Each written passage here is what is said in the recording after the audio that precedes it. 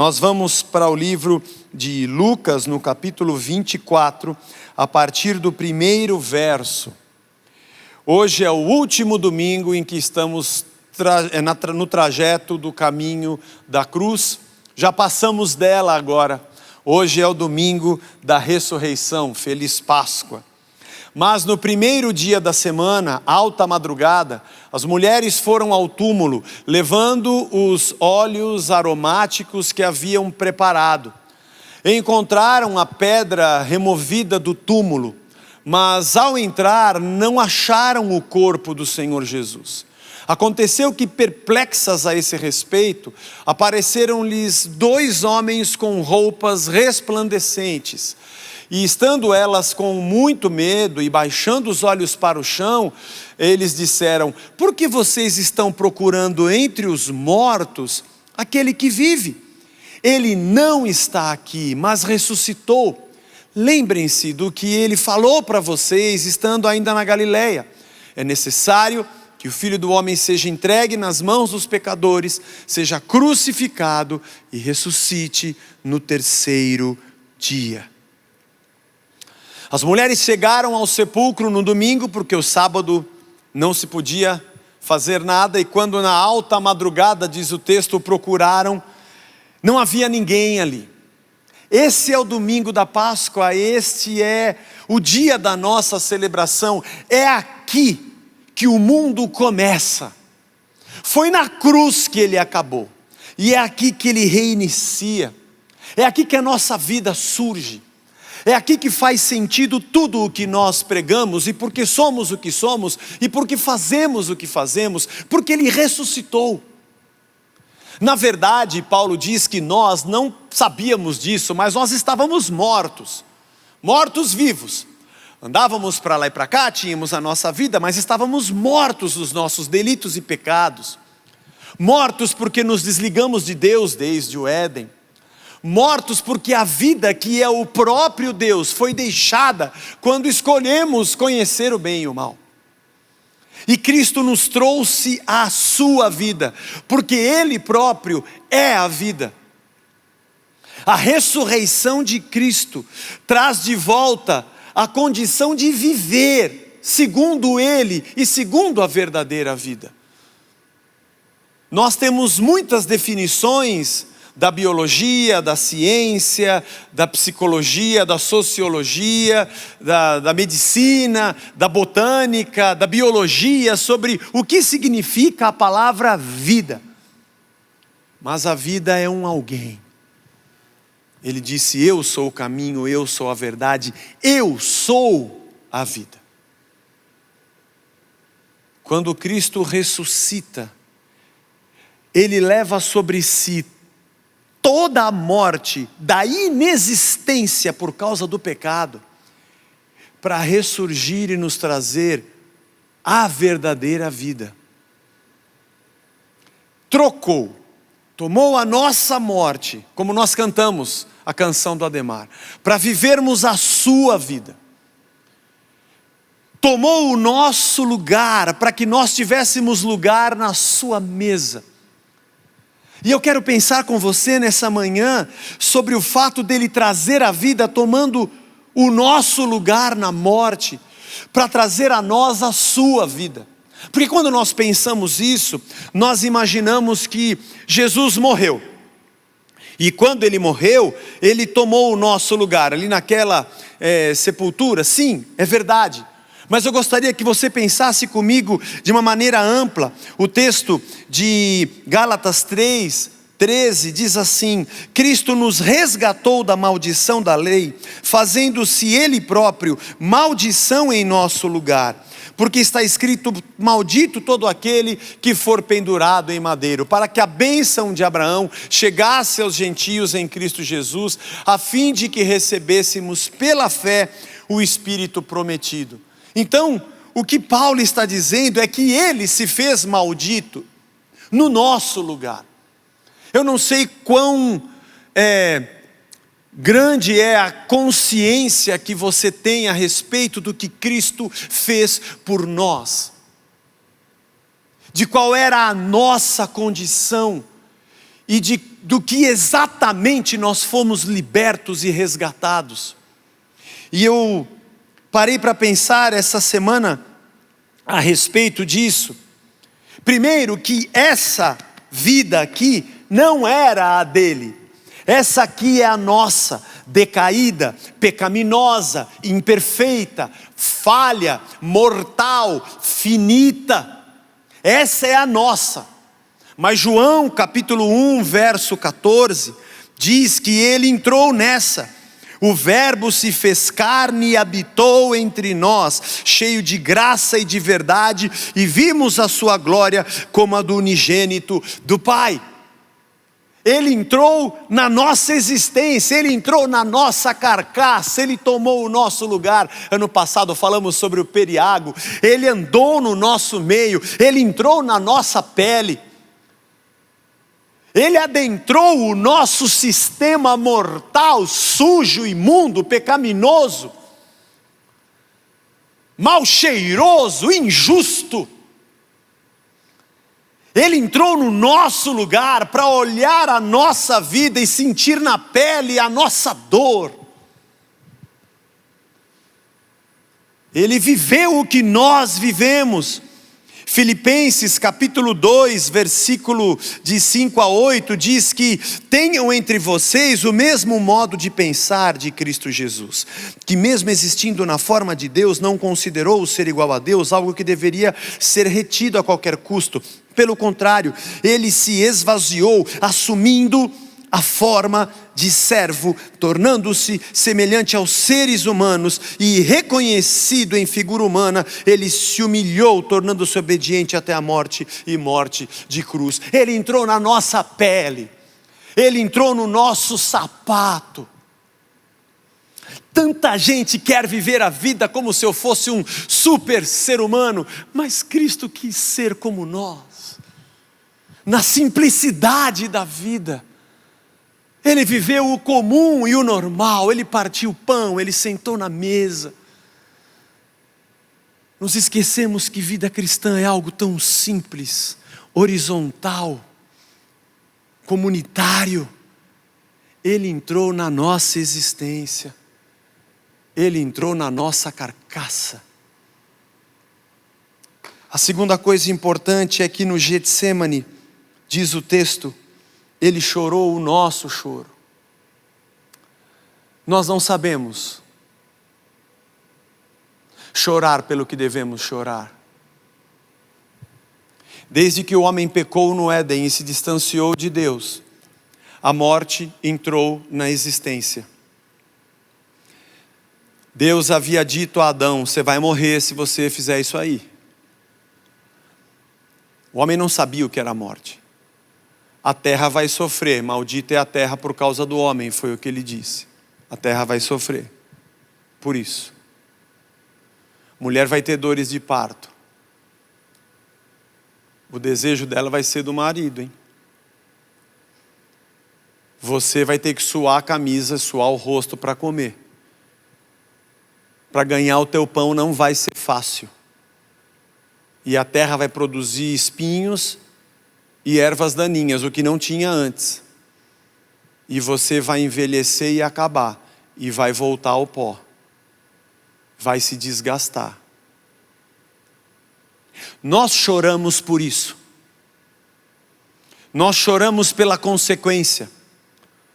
Nós choramos porque morremos, nós choramos porque envelhecemos, nós choramos porque adoecemos, nós choramos porque a terra não está produzindo o que precisamos, nós choramos porque sentimos dor, nós choramos porque sofremos a consequência do pecado, mas nem sempre nós choramos por causa dele. Aquele lugar no Getsemane era meu e seu, mas ele tomou o nosso lugar. Nós nunca vamos entender o tamanho da agonia que Cristo sentiu naquele momento. Ele era perfeito. O próprio Deus tomou o nosso lugar na carcaça e tomou o nosso lugar no choro. Ele chorou o que eu e você deveríamos chorar lá desde o Éden, para dizer: não, eu pequei, eu me separei de Deus, eu coloquei para fora da minha vida. Eu estou vazio, eu estou só. Eu vivo a minha vida de qualquer jeito, eu não o tenho. Eu peco, eu sou falho, eu minto, eu sou falso, eu sou hipócrita. Mas Ele, Cristo, não era. Mas levou sobre si todo o nosso pecado.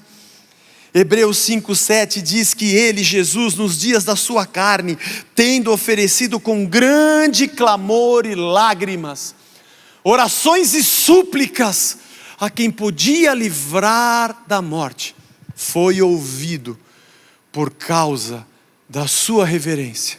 E embora sendo filho, aprendeu obediência pelas coisas que sofreu, e tendo sido aperfeiçoado, tornou-se o autor da salvação eterna para todos os que lhe obedecem.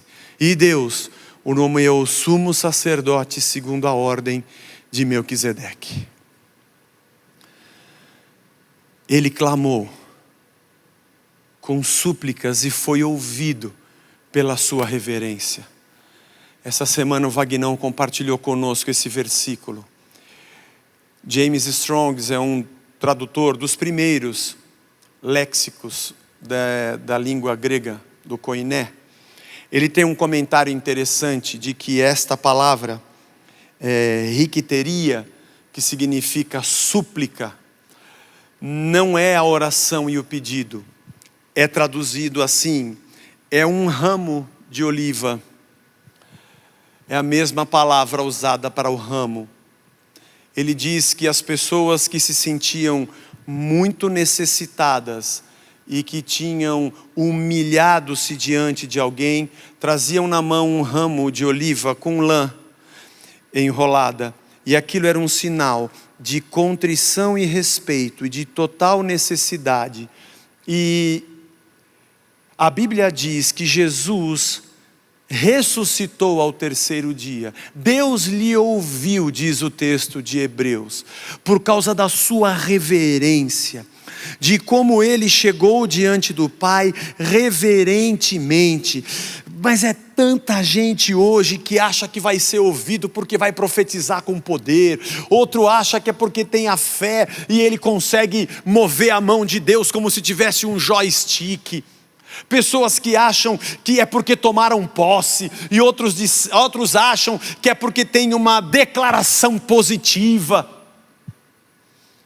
Outros acham que é porque receberam mais unção, e outros porque receberam mais poder. Mas a Bíblia diz que Cristo foi ouvido pela sua reverência, por ele se tornar servo, por ele se tornar humilde. Era para eu e você estarmos ali em pranto, suando sangue, dizendo: Senhor, eu pequei.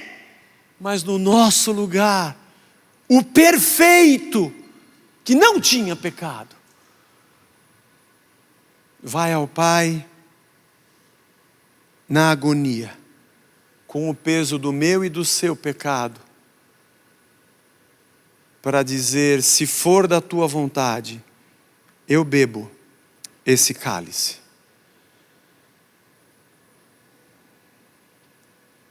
A terceira coisa é que Colossenses 2, 13 a 15. Enquanto vocês estavam mortos nos seus delitos e pecados e na incircuncisão da carne, Ele lhes deu vida juntamente com Cristo, perdoando todos os nossos pecados, cancelando o escrito de dívida que era contra nós e que constava de ordenanças, o qual nos era prejudicial, e removeu inteiramente, cravando-o na cruz, despojando os principados, potestades, publicamente os expôs ao desprezo, triunfando sobre eles na cruz. Aquele julgamento era para eu e você estarmos ali sentados. Aquele julgamento injusto, porque Cristo não tinha pecado. Na calada da noite, com parte do sinédrio, depois diante de Pilatos, que lava as suas mãos e que tem uma turba gritando: crucifica-o. Você se sente injustiçado quando algo que não é justo é feito contra você.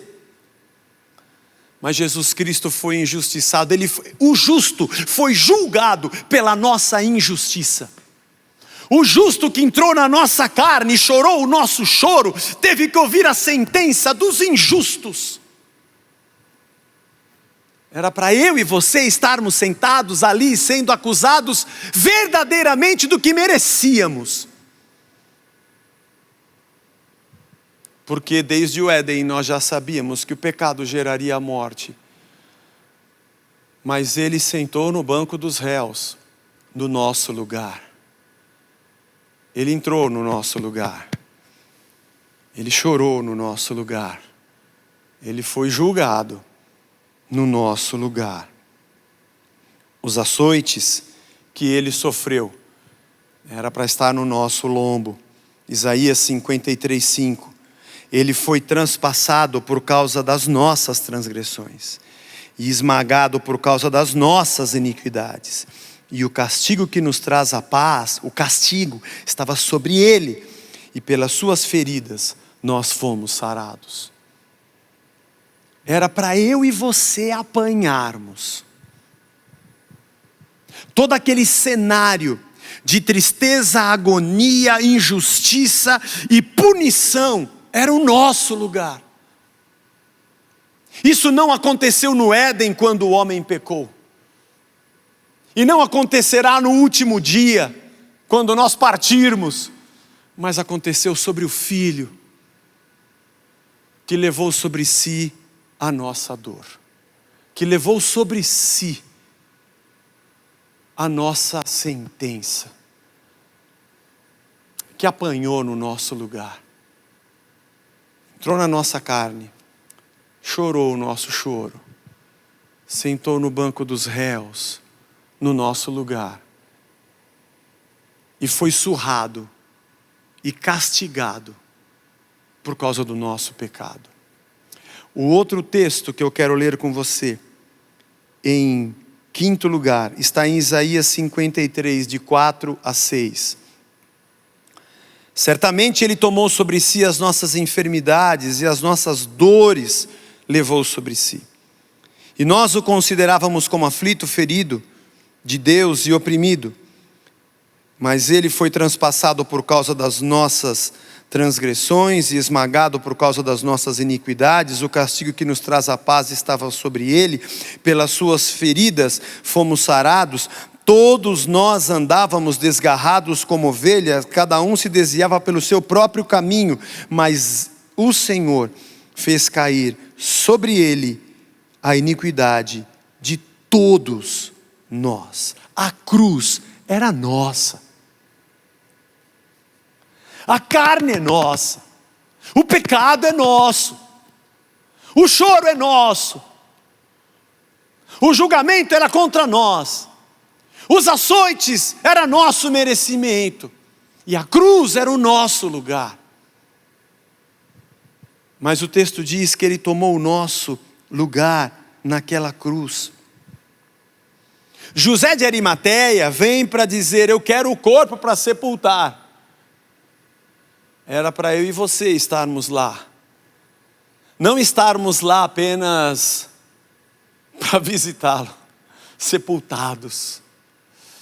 A gente vai a Jerusalém, se você já teve oportunidade, e existe o Jardim da Tumba, onde provavelmente foi exatamente o lugar onde ele foi sepultado. A gente fica emocionado de passar por ali, de ver aquele lugar, trazemos os souvenirs, mas é um momento da gente parar, refletir e pensar, aquele lugar era nosso, era o nosso nome para estar na lápide, ele tomou o nosso lugar. O que eu queria dizer para você nessa manhã, é que tudo que é ruim, imperfeito, desagradável, está nesse mundo que a gente conhece. Onde o pecado tomou as estruturas e onde o pecado está enraizado no sistema de vida.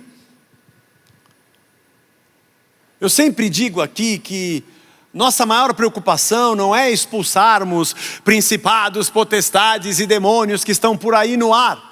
O problema são aqueles que não estribucham, que não espumam, que não rilham os dentes, que não rolam pelo chão e que não mudam a voz ou ficam fortes como o Hulk. É o sistema pecaminoso humano, que explora, que mata, que abusa. que rouba, que mata, que se apropria, que expulsa, que odeia, que maltrata, que entrega vidas à morte por interesses políticos, econômicos.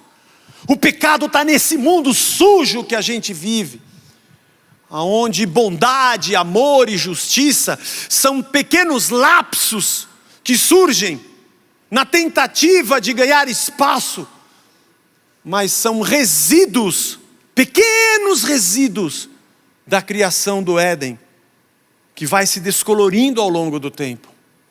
E foi nisso aqui que ele entrou. Ele entrou na nossa vida.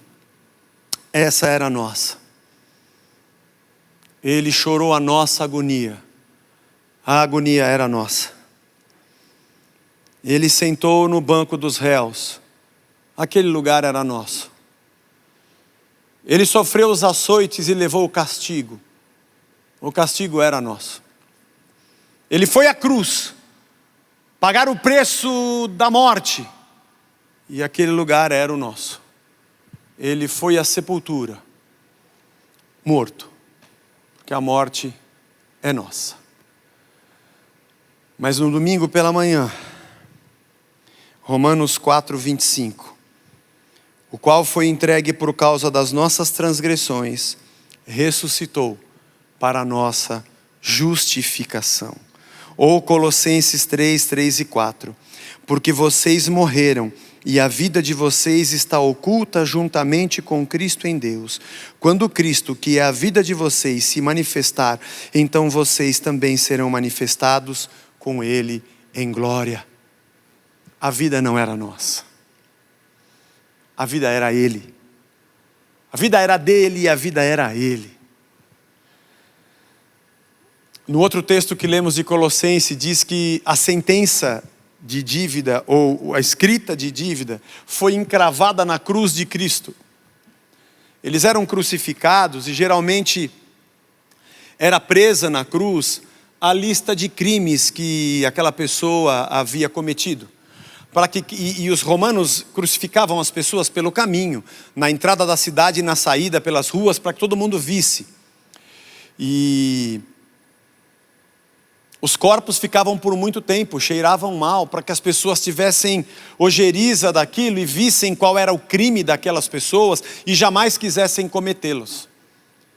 Não sabiam o que escrever, e alguém escreveu Jesus Cristo, o Filho de Deus, e depois discutiram, não, era para ter escrito que ele disse que era o Filho de Deus. Mas agora já escrevi, agora deixa. Mas Paulo diz que haviam escrito, a minha dívida e a sua, estavam escritas lá. Cristo encravou na cruz, para despojar o inferno e nos trazer de volta à vida. Isso aqui era nosso. O choro era nosso. O julgamento era nosso. A injustiça era para nós. Ou a justiça da injustiça era para nós. O açoite era nosso, a cruz era nossa e a tumba era nossa. Ele tomou o que era nosso e entrou no nosso lugar e nos deu a vida era dele. A vida é ele. Eu agradeço a Deus por chegarmos a mais um domingo de Páscoa juntos, ainda aqui pela internet. Por isso somos igreja. Por isso somos irmãos. Eu sempre dizia e volto a dizer aqui, se nós não formos amigos, nós não somos igreja. Membros uns dos outros. Todo domingo eu digo, agora você vai embora, paga um café para o teu irmão, vai com ele até o estacionamento, pega o telefone dele, vai comer uma pizza na casa dele, pergunta o nome dele, domingo que vem sente junto com ele. Nunca você teve tanta saudade de ouvir eu dizendo isso de novo. Mas em breve a gente vai estar junto outra vez. Mas nós só temos isso. E só temos a alegria dessa comunhão. Porque Ele entrou no nosso lugar. A palavra de Deus diz que quando Ele foi se levantado na cruz, Ele atrairia todos a Ele. E quando Cristo surgiu no nosso meio, Todos nós nos aproximamos dele porque ele é a vida. E aqui nós o encontramos, não aqui no prédio, mas nessa situação nós o encontramos. No meio do nosso pecado e da nossa morte, nós o encontramos. E aí olhamos do lado e nos encontramos uns aos outros. Todos dependentes, aos pés da cruz. Por isso Paulo diz, eu já não vivo mais, porque eu não tenho mais vida. A vida que agora eu vivo nessa carne, eu vivo no Filho de Deus, porque eu estou crucificado com Cristo. Agora a vida que eu vivo é a vida dele. Saudade de você, igreja. Saudade de você que me assiste.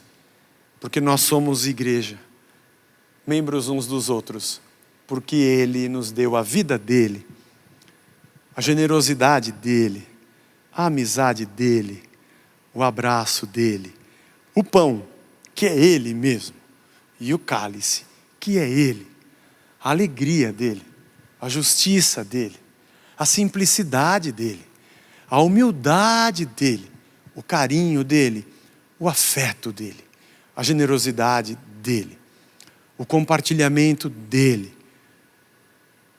o lugar dele, a ceia dele, a casa dele, a família dele, o amor dele. Se nós recebemos a Cristo, é esse pacote todo que ele entrou na nossa vida para tirar tudo e dizer, agora é isso aqui. Sejam irmãos, sejam simples, sejam meus, sejam vossos, sejam igreja. Feliz Páscoa. Jesus ressuscitou. Tudo que era nosso ele tomou.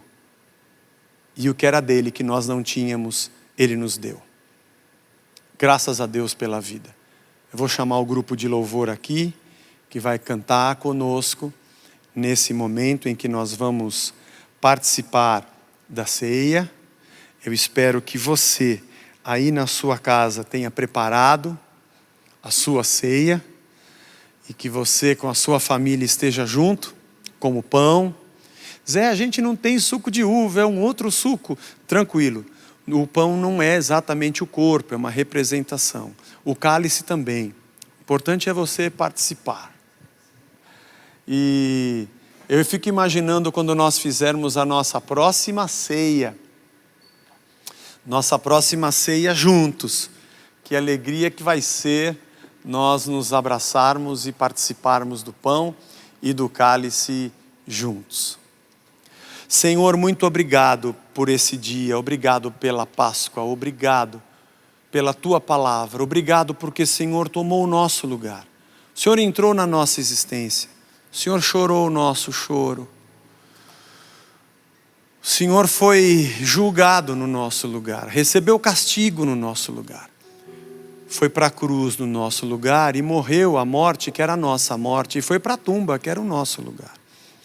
Mas ressuscitou e nos deu a vida que não era nossa, era tua. Nunca vamos entender o teu amor, tu és maravilhoso.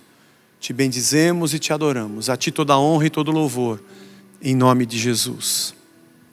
Amém.